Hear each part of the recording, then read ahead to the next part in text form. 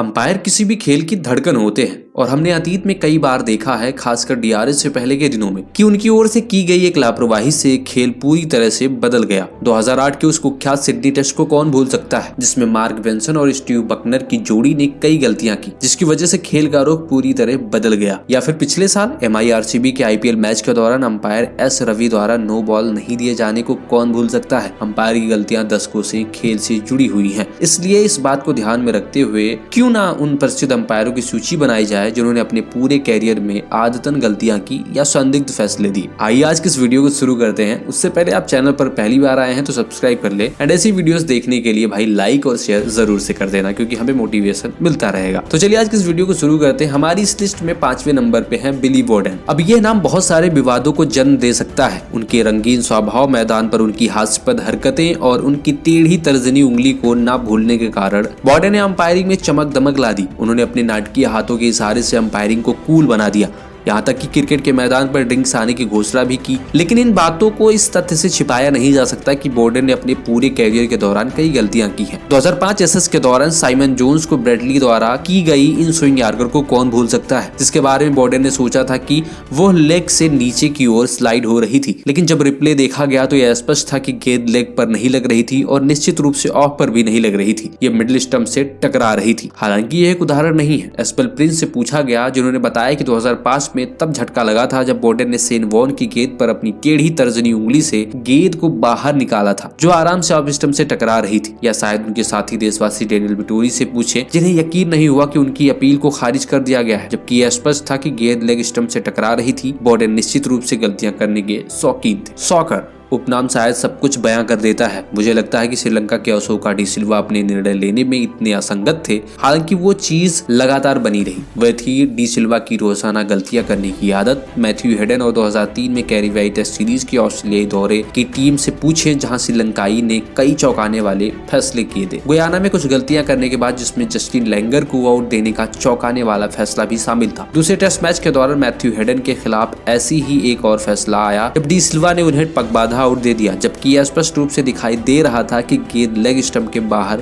Pitch हुई थी। जिसके बाद कमेंटेटर यान बाइशप ने कहा कि जब वह रिप्ले देखेंगे तो उन्हें थोड़ी शर्मिंदगी महसूस जरूर होगी। और ये सब 2011 विश्व कप के दौरान चरम पर पहुंच गया, जब डी सिल्वा, जिनकी सफलता दर 50% से भी कम थी, को टूर्नामेंट के प्रमुख मैचों में अंपायरिंग से हटा दिया गया, क्योंकि उनके कई फैसले डीआरएस द्वारा पलट दिए गए थे। तो ये थे हमारे दूसरे सबसे चर्चित अंपायर। उसके बाद में नंबर आता है कुमार धर्मसेना। धर्मसेना रिव्यू सिस्टम ये वही तरीका है जिससे पूर्व भारतीय क्रिकेटर से कमेंटेटर बने खिलाड़ी ने 2017 में भारत इंग्लैंड के मैच के दौरान मैदानी अंपायर अनिल चौधरी से अपने फैसले पर कायम रहने के लिए कहा था, जबकि ये बहुत स्पष्ट था कि मैदानी अंपायर द्वारा दिए गए फैसले को पलटना ही था। भारत और इंग्लैंड 2016-17 सीरीज के मोहाली टेस्ट के दूसरे दिन वो एक बड़ी गलती करते करते बचे, जब बड़े स्क्रीन पर यह बताने के बावजूद कि गेंद पार्थिव के बल्ले से नहीं लगी थी। उन्होंने आगे कहा, आप अपने मूल निर्णय पर कायम रह सकते हैं। उन्होंने आगे कहा, जिससे टीवी पर मैच देख रहे सभी प्रशंसकों को हैरानी हुई। धर्मसेना की गलतियां करने की आदत मैदान के अंदर और बाहर दोनों जगह एक जैसी ही थी।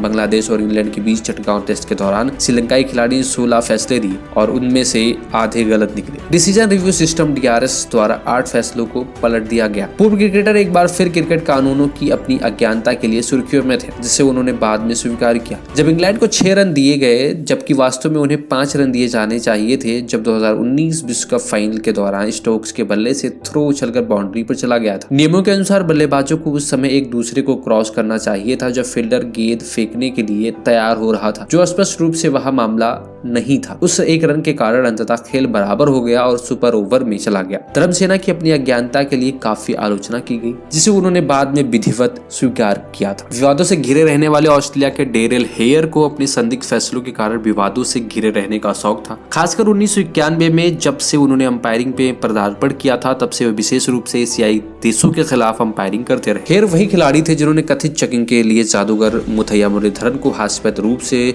7 बार नो बॉल दिया था, और वह भी 3 ओवर के भीतर, जिसके कारण श्रीलंकाई कप्तान अर्जुन रणतुंगा अपनी टीम के साथ मैदान से बाहर चले गए थे। हेयर, जिन्होंने मुरलीधरन के गेंदबाजी एक्शन को शैतानी बताया था, ये आईसीसी के नियमों का भी पालन नहीं किया, जिसमें स्पष्ट रूप से कहा गया है कि अंपायर को गेंदबाज के संदिग्ध गेंदबाजी एक्शन की सूचना मैदान पर देने के बजाय मैच रेफरी को देनी चाहिए। करीब 10 साल बाद हेयर ने फिर इस बार इंजमामुल हक और उनकी पाकिस्तानी टीम हेयर के गुस्से का शिकार हुई जब उन्होंने और उनके साथी अंपायर बिली डॉक्ट्रो ने ओवल टेस्ट के दौरान पाकिस्तानी टीम पर बॉल टैंपरिंग का आरोप लगाया और इसके बाद इंग्लैंड को 5 पेनल्टी रन दिए और फिर गेंद बदलने के लिए कह दिया था। पाकिस्तान की टीम चाय के अंतराल के बाद मैदान पर नहीं उतरी और अंततः खेल को गंवा दिया, जिससे यह पहली बार हुई कि किसी टीम को इस तरह से खेल सौंप दिया गया। हेयर को बाद में आईसीसी टेस्ट पैनल के एलीट अंपायर से हटा दिया गया था, लेकिन आईसीसी के खिलाफ नस्लीय भेदभाव का मुकदमा वापस लेने के बाद 2 साल बाद उन्हें बहाल कर दिया गया था। तो ये थे हमारे चौथे अंपायर। अंत में कमरे में मौजूद हाथी को संबोधित करने का समय आ गया है। स्टीव बकनर,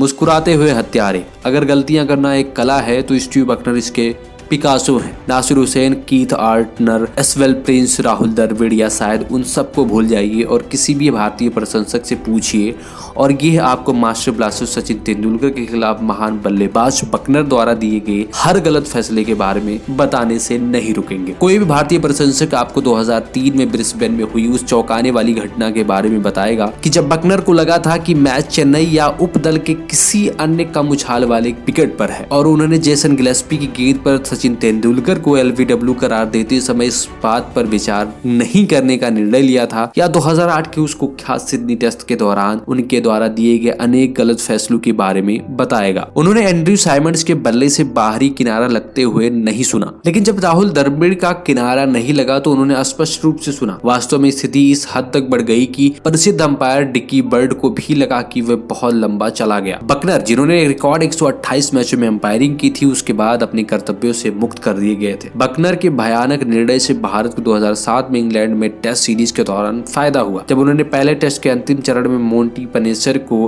गेंद पर श्रीसंत को नॉट आउट करा दिया, जबकि यह बिल्कुल स्पष्ट था कि गेंद स्टंप पर लगी होगी। भारत ने नटिंघम में अगला मैच जीतने से पहले ड्रा से बचकर अंततः सीरीज 1-0 से जीत ली। लगता है उन्होंने कुछ महीने बाद सिडनी में इसकी भरपाई कर दी। तो ये थे क्रिकेट के वो महान अंपायर्स जिन्होंने सबसे बड़ी गलतियां की, और इन अंपायर्स ने अपने गलतियों से सिर्फ मैच को ही नहीं बदला, खिलाड़ियों के सोच से भी खिलवाड़ करते रहे थे। फिलहाल आपके हिसाब से इन अंपायर्स को कितनी रेटिंग्स मिलनी चाहिए 5 में से? कमेंट बॉक्स में जरूर से बताना। फिलहाल इस वीडियो को लाइक शेयर जरूर से कर देना एंड क्रिकेट से जुड़े ऐसे वीडियोस देखने के लिए सब्सक्राइब एंड शेयर जरूर से। इस वीडियो बस इतना। वीडियो पसंद आई तो लाइक शेयर एंड क्रिकेट से जुड़े ऐसे वीडियोस देखने के लिए सब्सक्राइब जरूर से कर लेना। मिलते हैं आपसे अगले वीडियो में, तब तक के लिए बाय एंड टेक केयर।